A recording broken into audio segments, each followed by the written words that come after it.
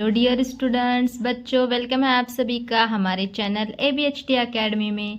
तो आपका उर्दू का पेपर है ना, सभी बच्चों का 12th board exam Urdu medium, मतलब जो बच्चे उर्दू मीडियम से हैं उनका उर्दू का पेपर है, और जो बच्चे मराठी मीडियम से उनका मराठी का पेपर है। तो टेंशन बिल्कुल नहीं लेना है। उर्दू मीडियम का भी मैं फुल पेपर पैटर्न जो है वो समझा दूंगी अभी, और जो बच्चे मराठी मीडियम से उनके लिए भी मराठी का समझाने वाली हूँ। तो देखो यहाँ पे सबसे पहले हम अब 12th HSC board Urdu medium 12th का हम जो क्वेश्चन पेपर है वो किस टाइप से आएगा, आपको किस टाइप के क्वेश्चन करने हैं, ये सारा डाउट आपका क्लियर होने वाला है। इस एक वीडियो को देखने के बाद आपकी सारी तैयारी जो है आप कर लोगे अच्छे से, मैं इसकी गारंटी देती हूँ। तो इस वीडियो को ध्यान से देखना है, एंड तक देखो वीडियो को, और चैनल पे नए होंगे तो जल्दी से सब्सक्राइब कर लेना, क्योंकि आपके लिए क्वेश्चंस और भी मैं बाकी के सब्जेक्ट्स के लाने वाली हूँ इंपॉर्टेंट। तो यहाँ पे देखो, सबसे पहले हम अगर उर्दू के पेपर में अगर हम देखते हैं, टेंशन बिल्कुल नहीं लेना है आपको, अभी आपकी टेंशन जो है वो दूर हो जाने वाले। देखो सबसे पहले हिस्सा एक जो होता है उर्दू के पेपर में आपको होता है नस्र का, और नस्र में जो है इसके जो कुल नंबर होते हैं वो कितने होते हैं, यहाँ पे 20 नंबर होते हैं। कुल नंबर कितने होते हैं नस्र को, 20 नंबर। और इसके अंदर अगर हम देखेंगे तो यहाँ पे 2 पैराग्राफ आते हैं। कितने पैराग्राफ, 2 पैराग्राफ यहाँ पे आते हैं। मैं यहाँ पे लिख देती हूँ, पैराग्राफ होते हैं इसमें, पूरा जो है वो क्या होता है, पैराग्राफ होते हैं। और कितने होते हैं बच्चों पैराग्राफ, तो ये 2 पैराग्राफ इसके अंदर होते हैं। अब पैराग्राफ की टेंशन बिल्कुल नहीं लेना है, क्योंकि पैराग्राफ वहीं पे दिए होते हैं, उससे रिलेटेड क्वेश्चंस होते हैं, तो आप देख के इसको सॉल्व कर सकते हो। यहाँ पे आपके 20 में के 20 मार्क्स पक्के हो जाएंगे। सिर्फ थोड़ा ध्यान रखो कि पैराग्राफ को पढ़ते बैठने में टाइम वेस्ट नहीं करना है। पहले नीचे जो एक्टिविटीज़ क्वेश्चंस दिए गए हैं उससे रिलेटेड वो पढ़, मतलब एक क्वेश्चन पढ़ो, उसका आंसर फ़ौरन से पैराग्राफ में ढूंढो, दूसरा क्वेश्चन पढ़ो, उसका आंसर फौरन से पैराग्राफ में ढूंढो। पैराग्राफ पढ़ते बैठोगे तो टाइम वेस्ट होगा। क्वेश्चन पढ़ो और डायरेक्ट आंसर को जो है वो पैराग्राफ में ढूंढने की कोशिश करो, और पूरा वर्ड टू वर्ड पढ़ते बैठना नहीं है।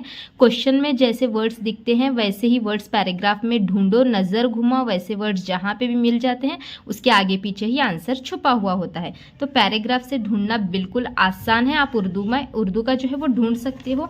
ये ढूंढ लोगे, आपके यहाँ पे 20 मार्क्स पक्के हो जाएंगे।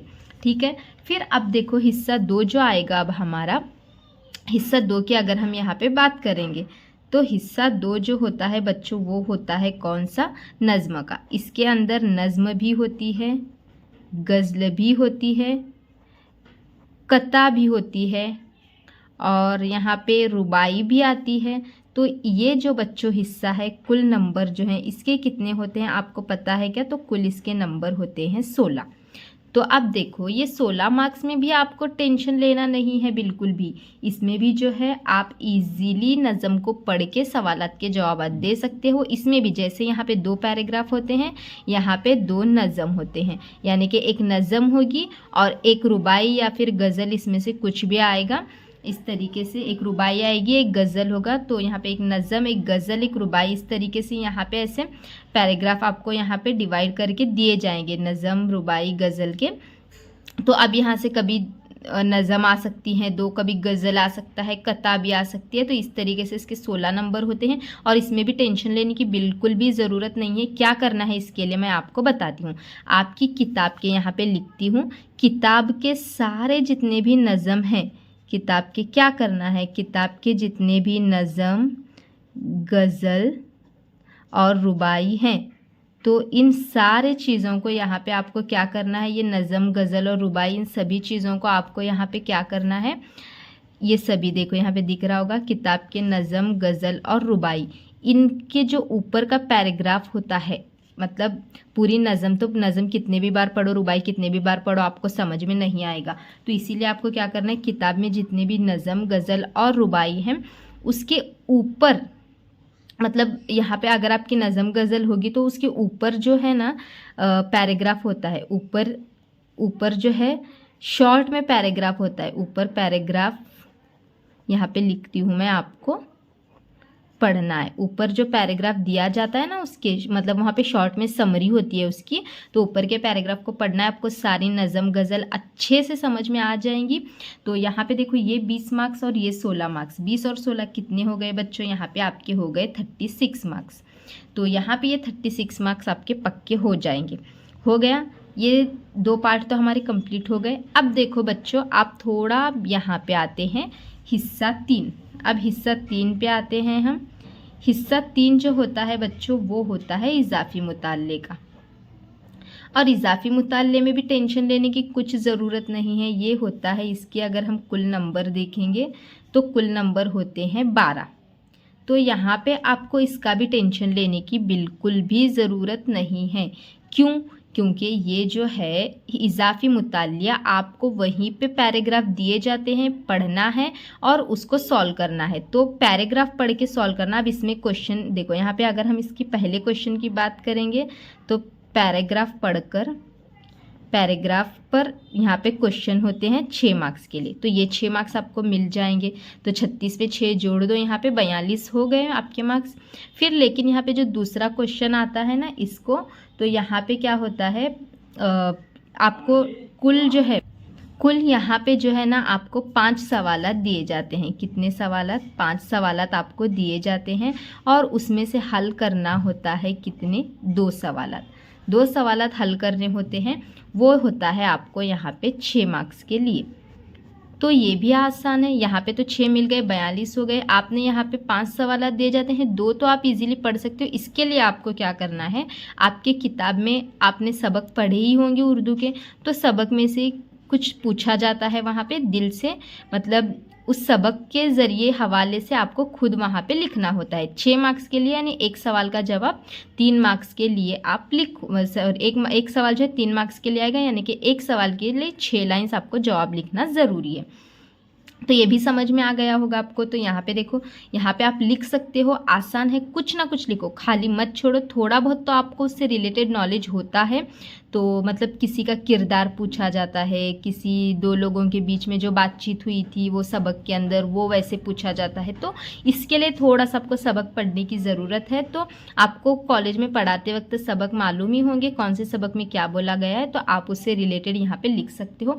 थोड़ा बहुत तो कुछ तो उससे रिलेटेड आता होगा तो लिखो। 6 में से 3-4 तो मार्क्स एटलीस्ट मिल ही जाते हैं। खाली मत छोड़ना, कभी भी खाली छोड़ने की गलती मत करो बच्चों, और क्वेश्चन का नंबर सही से डाल के आओ तो आपको मार्क्स वहाँ पे मिलना तय है।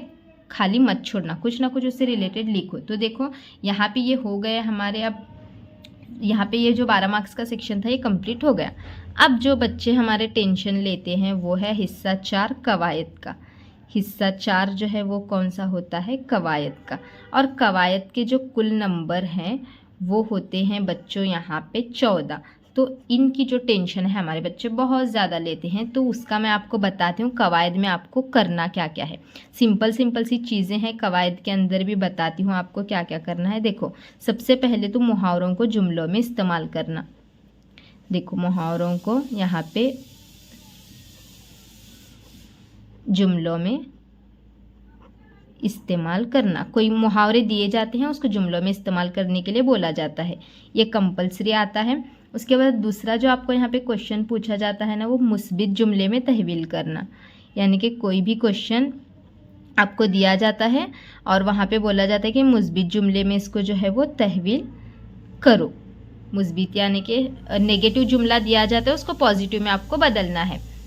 उसके बाद देखो यहाँ पे और क्या आता है, इस्तेफाम को इकरार में तब्दील करना।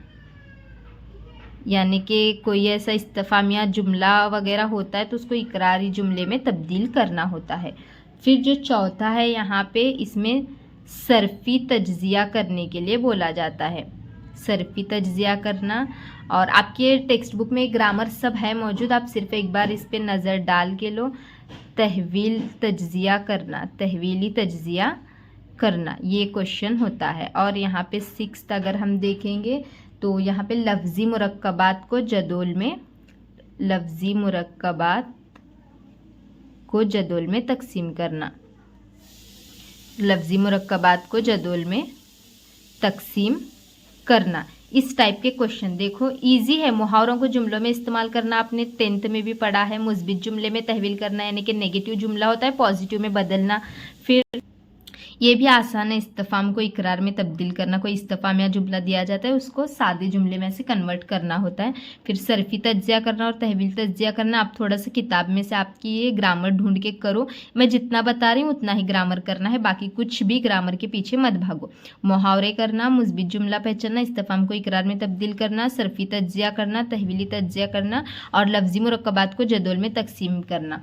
तो यानी कि एक जदोल दिया जाता है, 2 लफ्ज़ों को अलग अलग डिवाइड करके दिया जाता है, तो वो उसे मिलाकर वगैरह लिखना होता है। तो इस तरीके से ये होता है। फिर ये हो गया। अब 7वां यहाँ पे थोड़ा बताती हूँ, और भी 1 2 3 है। उसके बाद शेर की सनद पहचानना। शेर की सनद यहाँ पे थोड़ा सा पहचानना। और जो 8वां एक ग्रामर है आपको करना है, बहर का नाम लिखना। तो इसके लिए आप क्या करो, आपकी टेक्स्ट बुक से ही करके जाओ, अच्छा रहेगा। यूट्यूब पे आप इधर उधर सर्च करते आप बैठोगे तो टाइम बहुत ज़्यादा वेस्ट हो जाएगा आपका, क्योंकि मैंने तो देखी हूँ कि यूट्यूब पर उर्दू में ज़्यादा कुछ अवेलेबल नहीं है, तो आपका टाइम वेस्ट हो जाएगा। ज़्यादा कुछ आप सर्च करते बैठोगे, क्योंकि आज आपका भी पेपर है आपका कल।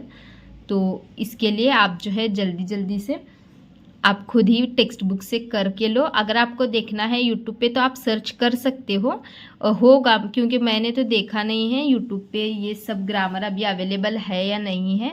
तो आप चाहे तो एक बार सर्च करके भी देख सकते हो, अगर होगा तो करके लो इसको अच्छे से। फिर उसके बाद जो है लास्ट अब सेक्शन आता है हिस्सा 5। ये देखेंगे हम। हिस्सा 5 जो होता है वो टोटल जो है 18 नंबर के लिए होता है। इसके अंदर तहरीरी महारत का हिस्सा है ये बच्चों। हिस्सा 5 कुल 18 नंबर के लिए। इसके अंदर देखो आपको क्या क्या करना है मैं बताती हूँ। तो यहाँ पे सबसे पहला आपको एक सवाल आता है, उसमें आपको करना होता है सवालात तैयार करना। सवालात तैयार करना यानी जैसे आपने इंग्लिश के पेपर में अभी इंटरव्यू क्वेश्चंस किए होंगे, तो वहाँ पे कोई टॉपिक दिया जाता है, सवालात तैयार करना। बहुत आसान है। सवालात उर्दू में पूछने हैं, कितना आसान है। कोई 10 सवालात तैयार करो, क्योंकि ये जो है 5 मार्क्स के लिए है, तो 5 मार्क्स के लिए इसीलिए 10 सवालात तैयार करो। तो पहले बोलो मतलब थोड़ा बोलो, अस्सलामु अलैकुम सर, आपसे मिलके खुशी हुई, तो आज हम आपके बारे में थोड़ा सा जानना चाहते हैं, तो इसीलिए मैं कुछ सवालात आपसे करना चाहती हूँ या चाहता हूँ। ऐसे थोड़ा सा इंट्रोडक्शन का 2-3 लाइन लिख दो। फिर उसके बाद जो है 10 सवालात तैयार करो। कोई मतलब आपको क्या क्या मुश्किलात आई, आपने क्यों इस करियर को चूज़ किया, आपने मतलब ऐसे उर्दू में सवालात पूछो। फिर उसके बाद नेक्स्ट इसमें आपको बनाने के लिए बोला जाता है तारुफनामा। तो तारुफनामा बनाने के लिए भी आपको यहाँ पे 4 मार्क्स होते हैं। तो ये तारुफनामा भी यहाँ पे आपको कंपलसरी बनाना है। तारुफनामा बनाने के लिए 4 मार्क्स होते हैं। और उसके बाद तीसरा क्वेश्चन इसके अंदर पूछा जाता है रुदात तैयार करना। रुदात यानी कि रिपोर्ट राइटिंग तैयार करना, पता होगा आपको, ये 5 मार्क्स के लिए होता है। और इसमें भी देखो क्या करना होता है रुदात में। सबसे पहले जो टॉपिक दिया गया है उसकी हेडिंग डालो। फिर हेडिंग डालने के बाद क्या करो, नीचे तारीख डाल के फिर आगे मैंने रुदात तैयार की हुई है। रुदात जो है वो तैयार किया हुआ है, तो उसका एक पैटर्न मैंने बताया है रुदात का, आप देख सकते हो वहाँ से। नहीं सॉरी बच्चों, मैंने रुदात नहीं बताया है मैंने, वो खबर नवीसी थी। रुदात के अंदर मतलब जो हुआ है ना रुदात, तो उसकी लिखनी होती है। हेडिंग डालो, हेडिंग के लिए 1 मार्क होता है, कंपलसरी हेडिंग डालो और फिर उसके बाद रुदात लिखो। आपको पैटर्न पता ही होगा। फिर उसके बाद यहाँ पे चौथा जो होता है वो फीचर लिखना होता है, और इसके लिए जो है वो कुल नंबर जो होते हैं वो 4 हैं। तो यहाँ पे इतना करना है आपको। और देखो 5 मार्क्स के लिए है तो कम से कम 1 से 1.5 पेज लिखो। ये 4 मार्क्स के लिए ये सवालात तैयार करना 1 पेज में हो जाएगा। फिर यहाँ पे तारुफनामा 4 मार्क्स के लिए 1 पेज पे हो जाएगा। रुदात भी जो है 1 से 1.5 पेज की लिखो। फीचर जो है 1 पेज पे हो जाएगा। तो इतना जो है आपको उर्दू के पेपर के लिए तैयारी करना है। कुछ डाउट होगा तो आप पूछो मुझसे। और अब नेक्स्ट अब जो आपके पेपर्स हैं वो भी बताओ, उस पर भी मैं वीडियोस तैयार करके आपके लिए अपलोड करूँगी। ठीक है बच्चों।